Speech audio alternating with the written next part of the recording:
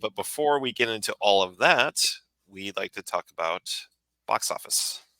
Yes, and boy, I can't tell you the last time that the top two movies brought in $100 million. I don't even think that was the case last weekend. No, it wasn't. Yeah. So Kung Fu Panda debuted at number one at 57 million domestically, 57, almost 58. Yeah. Um, the reviews I've heard of it are that it's very mid, Mm. and about like early days of CGI movies, things like, after Shrek came out and everyone jumped in, it seemed like there was some law that Patrick Warburton had to be given a role in every single cartoon or every Yeah. single animated movie. Now it seems that Aquafina has inherited that crown, and I think we're worse off for it. Oh, man. And she's like a major character in Shrek 4. Kung Fu Panda 4. Kung Fu Panda 4, excuse me. You're getting your DreamWorks Yeah, animated I'm getting my movies. DreamWorks wires crossed. Yeah. But yeah, so that's actually part of why we're reviewing Kung Fu Panda 3, because neither of us had the time nor interest in going to go see it in the theaters. But I had seen it years ago and I was wondering, did they run out of steam years ago? And the spoiler alert answer is yes, they had kind of run out of steam on that series years ago. But Yes. Yeah. we'll save that for the actual review. Yeah. Yeah, so Kung Fu Panda 4 finally giving families something to go see besides Migration, Yeah. which came out in December, mind you. Yeah. And it's still in the top 10. Yeah. So still clocking along. Then, of course, we have last week's big winner, Dune Part 2, which I've been told by multiple people at work that I need to go see it. Yeah. I keep hearing from everybody that to go see it. Oh, and hey, Um, Ninja, good to see you. hey, Ninja. Yeah, so Dune Part 2 having an exceptionally good hold. I mean, for a movie that opened up just under 90 million to only drop 44% over the weekend. That's good. Yeah. Yeah, and that it had some very strong numbers through the week. Also, it keeps trading number one with Kung Fu Panda in its second full week of release. Wow. Yeah. So, yeah, the audience is clearly digging it. I've heard some people who are mega fans of Dune say it isn't the best adaptation of the books, but clearly it's a movie that is resonating with people. Yeah. Yeah. I've also heard that Zendaya is the weakest part of the movie, which is not surprising. Yeah, I don't get Zendaya. Maybe it's just Yeah. because I'm not on Instagram or whatever. But Yeah. uh, Yeah. maybe part of it is because my first exposure to her was as MJ in the only of the three Spider-Man Tom Holland movies I've seen, where I just Um, found her kind of annoying. It's not because they have her instead of Mary Jane. That may have colored my opinion slightly, but it's because the character is just written to be kind of annoying yes, and and yeah, and very off-putting. Yeah, and smug. smug. Yeah, and it says it's also impressive due to the length of the movie. Yeah, that's kind of a reason I don't want to see it in the theater because it's like 3 hours long. I see. You don't want to spend some of your time with a bathroom pit stop. Yeah. Yeah. Yep. Let's see here. We have some more new releases. That are counter programming against Kung Fu Panda. We have Imaginary, a horror movie from Lionsgate that comes in just shy of 10 million. Hmm.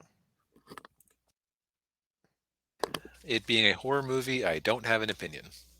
Yeah, I've never heard of it, so I can't. I'm assuming it has like an imaginary friend kind of thing going on. Yeah, at first I thought it was there's a Ryan Reynolds movie, I think, coming out later this year that actually has imaginary CGI friends. So at first I thought that was this movie, but it turned out to be unrelated. Yeah. Yeah. Uh, then we've got Cabrini, which is another Angel Studios joint Yeah. about I believe it was the first Catholic saint born in America. Yeah, the Yes. first American saint of the Catholic Church, Yeah. and just her story about dealing with racism in, I believe, 19th century New York. Mm. because it's basically like you got the Italian immigrant community, and people just prefer to pretend they don't exist. Yes. Yeah. So it actually sounds like it doesn't sound like it would be a fun movie, but it's the reviews I've heard have been positive. Mm. All right. Um, Rounding out the top five, we've got Bob Marley, One Love, which it's been out for a month. 90 million for a biopic like this. That's pretty decent. Yeah, decent haul there. Yeah. Yep. Um, Ordinary Angels, the Lionsgate movie that I can't believe it's not an Angel Studios movie. Yeah. Madam Web has managed to cling to 2,000 theaters, probably due to contractual obligations, and it brought in another million. Yeah. Um, we got Migration, Refusing to Die, 12 weeks out. Got YOLO, which Oh, that's I think that's Chinese a movie. Chinese movie. Yeah. Okay.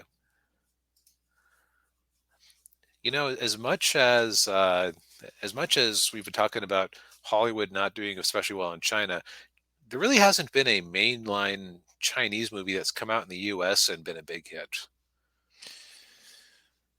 Like there've been lots of movies about China that have done well. Yeah. Well, was I know this was a long time ago, but Crouching Tiger, Hidden Dragon, was that a? I forget if that was Chinese proper or if that was like a Hong Kong movie, Oh, okay. but that could be that could be about the only example Yeah. because like Yeah, I even can't. everything Yeah. everywhere all at once was about immigrants. So Yeah. I mean, unless there was a Jackie Chan movie that came out that people yeah, liked, but that was actually made in China. Yeah, yeah. but yeah. Now this is Sony Pictures distributing. So, and the per theater average, only made 800,000, but that's 4,000 a theater. That's nothing to sneeze at. No, it isn't. Yeah. So who knows? That could have that could be potential. And then one, two, three. Um, I don't know why they do this sometimes on the numbers, where it's like if the number gets too small, they don't want to give it the dignity of being 8, 9, and 10 or something. Yeah. 8, 9, 10. We got The Chosen season 4, episodes 7 through 8, Yeah. um, in its second weekend. Um, Looks like it lost and about half of its theaters. Yeah. yeah, and then also still clinging, we got Wonka and Demon Slayer. I was actually considering seeing Demon Slayer this week. I think I've probably missed my window because all the theaters showing it near me are not especially near me. Oh, yeah. Yeah, and But yeah, yeah, maybe tomorrow or maybe Saturday if it's still anywhere. yeah. Uh, how do you? I actually don't know much about ancient Chinese history. Yeah, like I know like a couple of characters from Romance of the Three Kingdoms just because of adaptations I've seen. Yeah. Yeah, if it's little, you're in line with most Western nations. Huge portion of Chinese cinematography. Oh, okay. Uh, Gotcha. yeah. Okay, so if I was going to liken it to another country, it's like how like it's like how Japan loves to make stuff about samurai or whatever. Yeah. But the difference in my experience is that it seems like a lot of the Japanese stuff, and if it doesn't involve Nobunaga, seems to like to be a bit history light in the sense that like you don't need to know who the president was during a cowboy movie. Right. Yeah. Like you don't need a whole lot of context. Yeah. So if the Chinese stuff wants to get into the weeds on Lu Bu or Yeah. um, Con Ming or whatnot, then Yeah. I could see that being impenetrable. Yes. Yeah. So thanks for the extra context there, Ninja. Yes. Thank you. So yeah, this it's actually nice having the box office be somewhat healthy to talk about, Yeah. Yeah. It was. and I'm sure AMC employees are quite happy too. Yes. Yeah. Yeah. Yeah. I was getting a little. I was getting a little worried there for a while. Like, oh. Yeah, I mean June isn't going to be too healthy because I don't think a single major movie drops in June. Because Yeah. things got staggered weird because of those strikes last year, and then things got delayed because of those strikes last year.